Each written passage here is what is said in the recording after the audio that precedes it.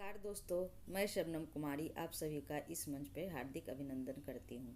तो कविता के सीरीज में आज है तीसरा दिन और आज है नागार्जुन की कविता अकाल और उसके बाद।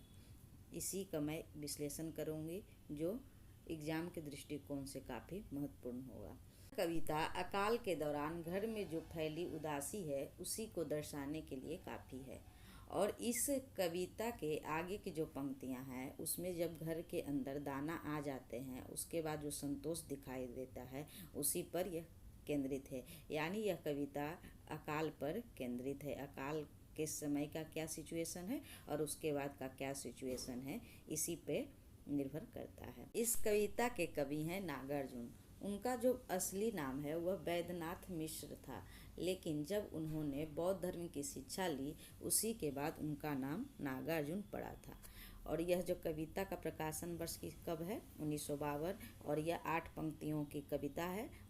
इसमें 2 पदबंध। हिंदी कविता में ऐसी 8 पंक्तियों वाली विशिष्ट कविता बाबा नागार्जुन के अलावा बहुत कम कवियों के यहाँ पढ़ने को मिलती है। और इसका जो लय है वह पाठकों को अंदर आसानी से समझ में आ जाता है और आसानी से याद भी हो जाता है। इसीलिए यह बहुत ही प्रसिद्ध ये कविता है। तो दिमाग में एक प्रश्न आता है कि इस कविता इतना छोटा कविता है तो इसका प्रश्न कैसे बनते हैं। मुझे याद है कि मेरा जब एग्ज़ाम जून 2024 में नेट जेआरएफ का था उसी समय यह जो री एग्ज़ाम के पहले वाले एग्ज़ाम था उसमें यह क्वेश्चन आया हुआ था। इसमें क्वेश्चन इस प्रकार से आया था कि किसका किसका पहले वर्णन है। जैसे चूल्हा का वर्णन है, कुतिया का वर्णन है, छिपकली का, चूहा का, कौआ का। इसी का जो क्रम से सीरीज है उसी को सजाने के लिए आया था। क्योंकि यह कविता मुझे याद थी तो मुझे उतना टफ नहीं लगा, आसानी से बन गया था। इसीलिए यह छोटी सी कविता है, इसको याद कर लेना चाहिए। तो चलिए शुरू करते हैं। कई दिनों तक चूल्हा रोया, चक्की रही उदास, कई दिनों तक कान्ही कुतिया सोई उसके पास, कई दिनों तक लगी भीत पर छिपकलियों की गश्त, कई दिनों तक चूहों की भी हालत रही शिकस्त। यानी जब अकाल आ गया था तो मनुष्य के साथ साथ जो जीव जंतु हैं सभी काफ़ी दुखी थे।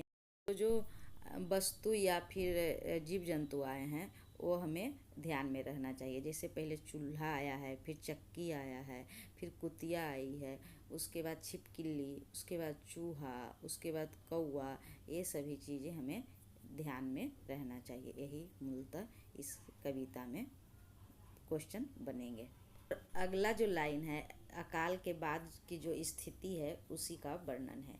जैसे दाने आए घर के अंदर कई दिनों के बाद, धुआं उठा आंगन से ऊपर कई दिनों के बाद, चमक उठी घर भर की आंखें कई दिनों के बाद, कौए ने खुजलाई पाखे कई दिनों के बाद। जब अकाल के समय में दाने घर में नहीं थे और सारे जो जीव जंतु हैं, मनुष्य है, सबकी हालत शिकस्त थी, सबका हालत खराब था।